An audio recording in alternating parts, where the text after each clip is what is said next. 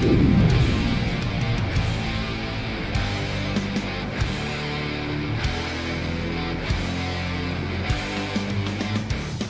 back to Live With, brought to you by Species Nutrition. Visit speciesnutrition.com. I'm Dave Palumbo, and today's guest is a special one. He is not only a bodybuilder, he's a movie star in Bollywood. He was the bodyguard for the Dalai Lama. And we have him here today, LOPSANG.MR.NEW. Welcome to the show.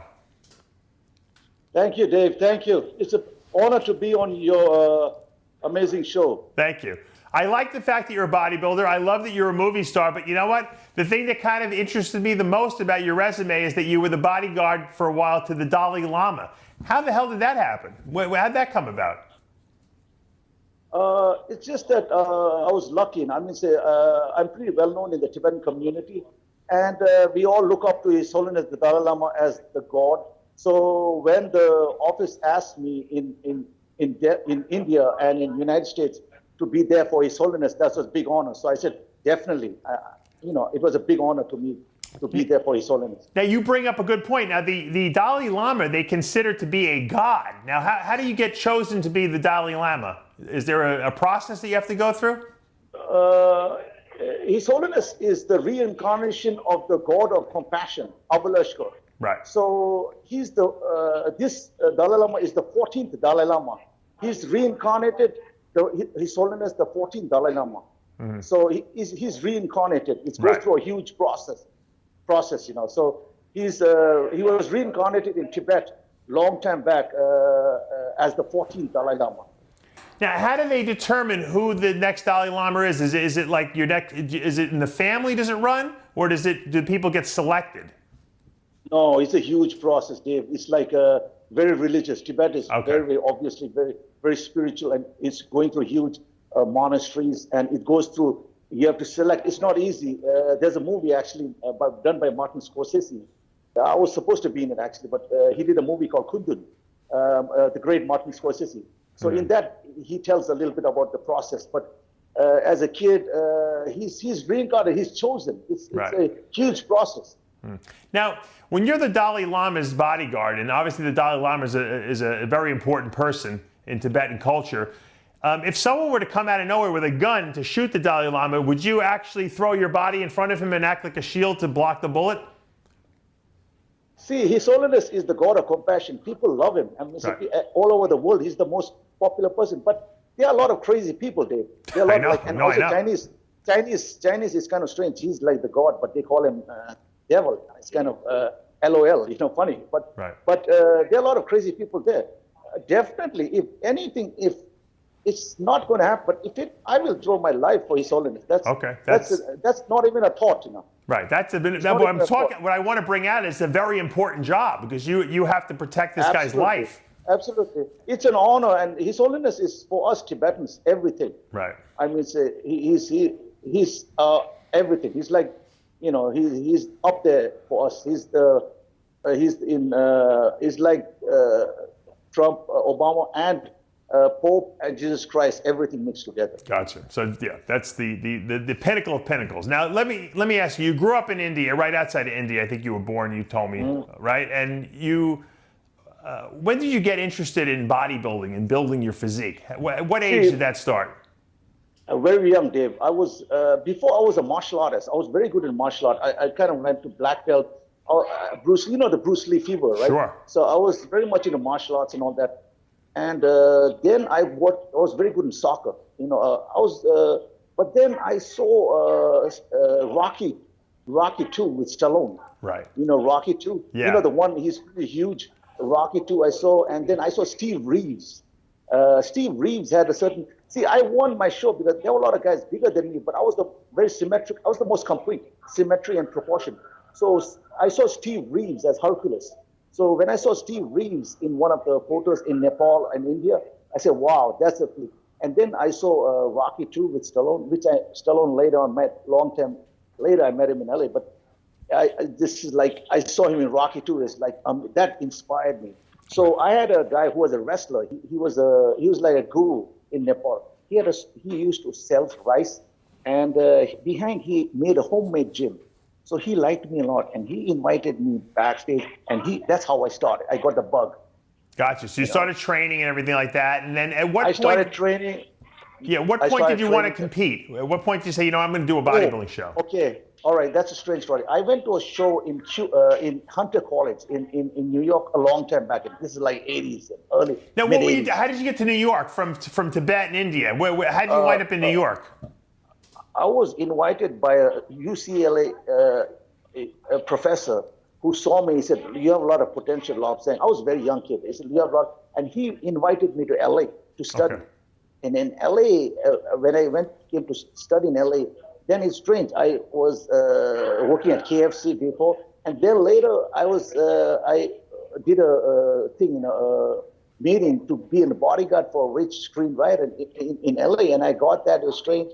And then later, my uncle used to work for Columbia University in New York.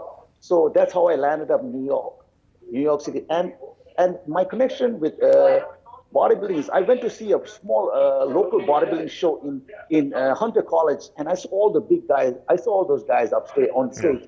And behind me, one guy told me, jokingly or something, he said, "Oh, no Tibetan, I'm Tibetan. No Tibetan or Asian can look like that." So when he said that, he was saying joking or whatever. I was not angry. I got very inspired. Right. What year was that, Lopsang, that you did? This was in 1986. I think, wow, 86. That's a long time ago. Yeah, way back. Oh, a long time back. Lopsang, who's behind? Is Angelina Jolie behind you over there? What? Are you with? Is that Angelina Jolie behind you there? The actress? No, that's not Angie. No, I thought I saw her behind you there. I'm being distracted by her back there. No, Dave. So anyway, Dave. So then what happened is that I started training hard. I met Leon. He's one of our very good friend of mine. He's a legend in the sport, Leon Brown. And I met him. And Leon, you know Leon Brown? Oh my God, that's full connection. It's like 6 degrees of separation. He's like the Kevin Bacon of bodybuilding. Yeah, that's right. That's right. Yeah. So and then Kai was a kid that time. Kai was coming to Johnny Lance's gym. Right. That's right. He used to just follow us. He had Kai Green. Yep. But Leon was a big deal then. So, but Leon liked me a lot, just as being Tibetan and, the Dalai Lama. Leon is and Robbie is a good friend of mine, Black Prince. Robbie also liked me a lot. It's funny. So the story goes that I trained hard, quality, hard intensive. Leon, the legend Brown. And then I went back and I won that CUNY, Mr. Q. I won middleweight and over, and the head judge came back and said, "You have potential." That got me the bug to compete. Right. And then a little later, Robbie came from Arnold Classic.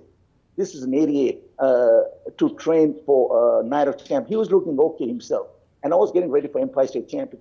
And Robbie stayed with me in my apartment in New York, and we trained at the World Gym, Tony's World Gym in Lafayette. Robbie Robinson, huh? Yeah. And then Robbie, we both trained hard. We both trained. What did Robbie Robinson eat back then? Give me a day of eating. Were you feeding him?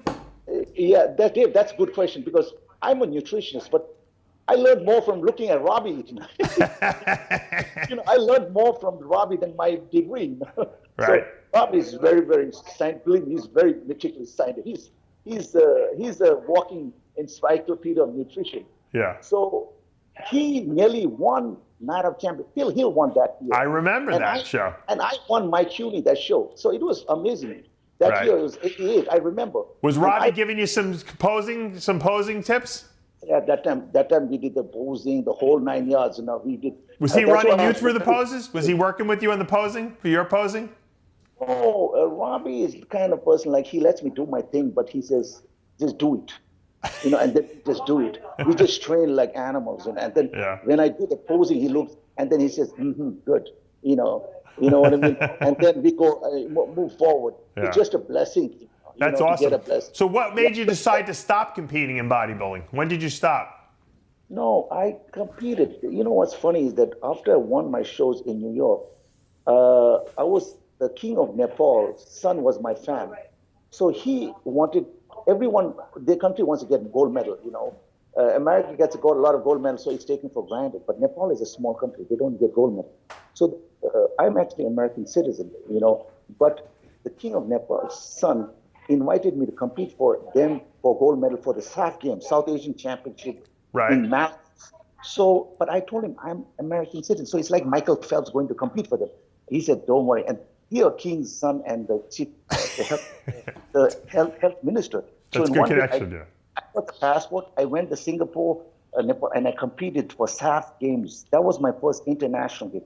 I Wow. won the gold and silver medal down there. Wow. It was, and Great. I competed here as a warm up. Dave, my theory is similar to what Milos is. I kind of do warm up. So here I did like a Staten Island championship. If I came second, I mean I'm on a roll.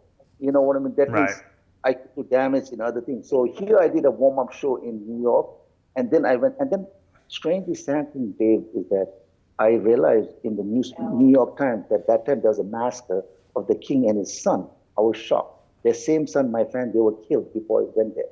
Wow. You understand? It's huge. It's huge news. This is in 2001. Right. It's huge news. And I called the sports minister. I said, "What the hell, man? Do you want me to come now? The king's son is dead. It's huge news. And he said, "It's okay. You just come." And normally, Dave. So the guy you were friends with got killed, is what you're saying? Yes, but massacred. The king. Wow. So there was like an upheaval in the government here. It was huge news. The king, the whole family was killed. So normally, Dave, if you compete for a country, you have to first. It's like national. You have to go first. You have to win the country's thing, title, and then you present them. You understand? Yes. But for me, I didn't have to compete. I just was selected. Right. You understand? Just by my name, Dave. I just was selected. Other guys had to go through competing and winning. I just was selected. Yeah. You understand? So I went there, and then it was a big honor. It was 2000. That was my last year of competing. It was a big honor. And then after that, I got into the movies. I was invited. I had some good, big Bollywood movie star friends, like Sanjay Dutt, Salman Khan. They're huge there. So they invited me there for movie premiere. And as a matter of fact, Dave, when I was doing the championship, I was also studying. New York City has the best acting schools. I studied in NYU and Meisner Theater. I didn't know that. So, it was funny because when you contacted me, I watched some of your clips. We could put them up, actually, your movie clips from your Bollywood movies, and you're a good actor. It was very believable because you sound like you're such a well-spoken, soft-spoken guy. And I'm looking at this clips of you fighting, and you look like the real deal. Like you could be a murderer or something like that. You're scary looking, Yeah, I studied, Dave. I studied here. New York City has the best acting schools in the world. So I studied here. It was not only I have a good body. So when I went to Bombay and I met this guy, he's a huge, iconic. He's like the Clint Eastwood of Bollywood, and he had fired one guy from the movie, and he saw me in the Bombay Times. It's like New York Times. They had done like Tibetan tank comes in town, right? And then the movie star guy told, "They fire you, go there. This is a good role." So I went to the office, and the big man came down. I was a kid. I was a fan of it. And he came down, and then I said, "Sir, I'm LOPSANG." He said, "Yeah, I know who you are. I read about you." So it's huge. So he said, "I'll do a screen test." So I speak 5 languages. I speak Hindi very good, Right. So obviously I studied acting. So I did the screen test, and he loved it. And then I signed the contract. That's how it started. I mean, you were great. You were very believable. You did. I know the movie that I think I'm watching. First of all, they made a documentary on you called Mr. New York, and so we were looking at that, some scenes from that. Yes. And in there, they showed that scene where you're fighting. Is that a remake of the movie The Rock with Nicolas Cage? No. The Rock was Khayamat. It's a different movie. Oh, okay. That's a huge movie. What movie is this we're watching? That's called Janashin. That's also a big movie, and that is the movie with the guy I was talking about, the iconic, the Clint Eastwood of Bollywood. It's his movie. Gotcha. That movie is called Janashin. That's a big movie also. You look great. I love watching looking at these old time pictures and everything like that. Do you miss being in the movies now? Because I know you turned down some movie parts because you got a family now. You're living in New York, and you really don't have the ability to go over there anymore. Yeah, Dave, it's a little different. When I did the championship and the movies, I was a bachelor then. I was alone, so it's no big deal. I can do the thing. When you do, it's not like Hollywood. Bollywood movies, sometimes the big movies, if you are the main character and you are in the whole movie, you get stuck. That movie which you saw a clip, I got stuck for 2 years, believe it or not, in Bombay. And I'm from here, US, believe it. So it's like crazy, you know what I mean? And there, the big movie star, the producer director, he's big shot, so he can get me the visa. There, everything is the name. It's connections, you know. You can, but still, I'm stuck there. It's crazy. But now I have family. I have a kid, junior guy, and so it's very difficult. So I got offered of two very big movies as the main role, and I had to turn it down because one was when my kid was just born. So it was winter and they wanted me right away. And when I said no, they were shocked. But then they understood when I told them that my first kid was born. Would you ever So go now back to the movies if you had another opportunity when your kids got a little older? Now I'm talking right now to a big movie star guy. He for a big action movie. We're talking, but to me, it's four things. You know, it's obviously the money, but it's more obviously my role. The role has to be like juicy or like something which I feel it's worthwhile. But the second thing it has to be is the schedule. The schedule is very important. If the schedule is not there, it's not good. The schedule, if it's too long, then I'm stuck. I cannot be away from my family. Right. So what do you do for work now that you're not in the movies, though? What's your job? I'm basically a fitness expert, or I'm a master trainer and nutritionist. Gotcha. What gym? I'm all over. I'm at Blink, you know. I'm at Blink, but I'm all over. Gotcha. I have people, I'm Dave. I'll be very honest to you. I'm very selective with my movies I do and with my clients. My clients are people who have passion in wanting to change their mind and body. I have one client of mine, Indian guy. He was just a regular guy. He 145 pounds. Now I made him to 210. He's looking amazing, regular guy, and he's now become a manager at Twitter. And now he was a brainy guy, but body was just normal skinny guy. Right. I might put him on stage. Believe That's it or not. awesome. Now this guy, regular guy, and I brought him from 145 to 210 muscles. Wow. So it's not only me, my expertise. It's his. It takes two hands to clap. Right. So that's why I'm very selective with my clients who really want to change and absorb knowledge and grow. Because when I go for my big, like I went recently for my big special talk series in India and all, I tell the youth, knowledge is power, but also you absorb, and then you have to really strive, work hard, blood and sweat. Absolutely, I believe in that as well. Would you ever consider a comeback to the stage, competing again? And that's funny, actually. This client who I'm talking about, one of my clients who I bought from 145 to 210, I might get him on stage, and the master might get on stage with him. Oh, really? So, and how old are you now, Lopsang? And this time I don't care of this. And before, when I competed, I knew I want to win or come in top two. Dave, I'm up there. I'm up there. I'm pretty, nobody knows my age. Right. How old are you? I'm old, man. Maybe you're immortal, like the Dalai Lama. I look good, right, Dave? Mr. New York. Yeah. Are you in your 50s? One of my friends tattooed, my fans in India tattooed this. I see it. I like it. You got to. Who's in the back there? Where are you? Are you at some kind of store or something like that? I'm at my friend's store. This is my kid. Oh. Junior. Yeah, he said hello. I have a full thing just to. I'm honored, Dave. You guys, I must say, I'm honored to be here. Thank you. Well, yeah, you're a big. You got a great story. Hey, how's it going? My son, So I have a full life. You have a family. Right. So now, when the Dalai Lama comes to New York, do you get a phone call to watch to bodyguard him still? I am actually, Dave. I'm invited by our president, Trump. Dr. LOPSANG. I'm invited, and the health minister. I did a big thing last few years back, and it was a super hit. Special talk, health awareness. Yeah. Not to the mainstream people, not to gyms or, bodybuilding world. I'm talking about schools and universities. I want them to get involved. And also athletes, soccer, like that kind of athlete. So tell them the benefits of training, like the power training, nutrition, all that. Because when you used to train back in the 70s in school, and now it's a whole different. Now there's like CrossFit, there's power stamina. People come to me for power stamina. Yeah. Now it's different. So now I'm going back again. I'm specially invited back again to give special talk to the youth.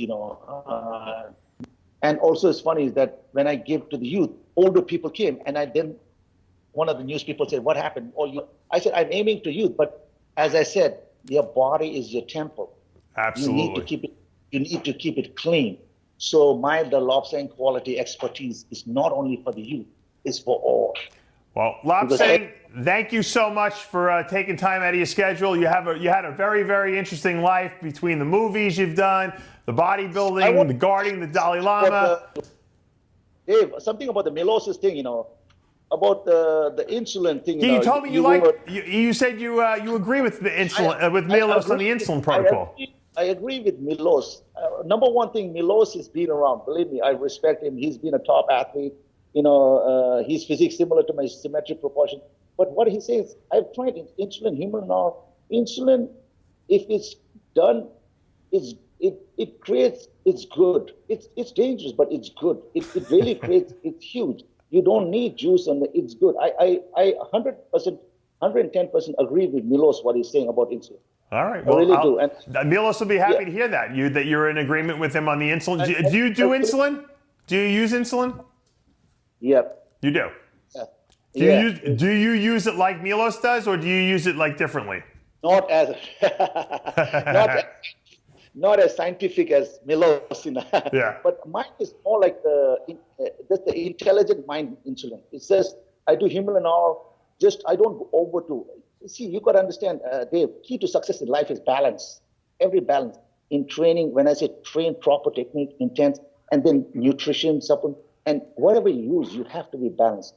So my Milos is amazing. He does the scientific thing, but I'm not as scientific as Milos. But I do it more like intelligent mind insulin. Like I just would do, when I do, I call it three things: pump, kill, drill. Drill is legs. Pump is chest, tricep. Kill is shoulders, back, biceps, the big ones. So when I do those two, that time I hit Humulin. That's it. Gotcha. I hit Humulin, eat a lot of potassium and carbs, like bananas, and the food for natural athlete. Food is your drug. Right. So food you have to eat a lot. Good food. Now, I'm not talking about junk food. Good food you gotta eat. So insulin I just do like twice. That's it. Gotcha. I hit it when I don't play with it too much. Just twice, and it's huge. It's a huge impact. All right. It's huge. But other than that, I'm natural. I train hard.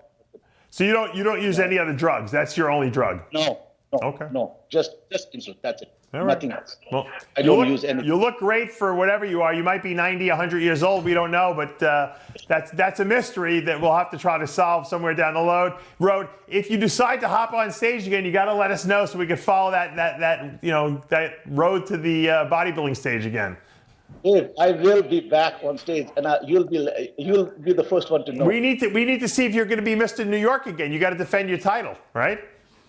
I won that. I won the shows. Now I'm not, but if I win, it's amazing. Now it would be just to see how I am, because I haven't competed since 2001, 2002. Right. You know what I mean? It's a long time. It's never too late. 19 years. Yeah. So I would say if I come back, and I'm feeling good. I'm feeling excited now. I feel really good at this moment. So let's see. I feel good now. So Dave.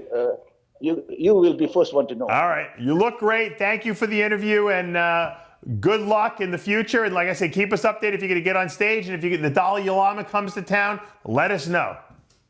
Yes, sir.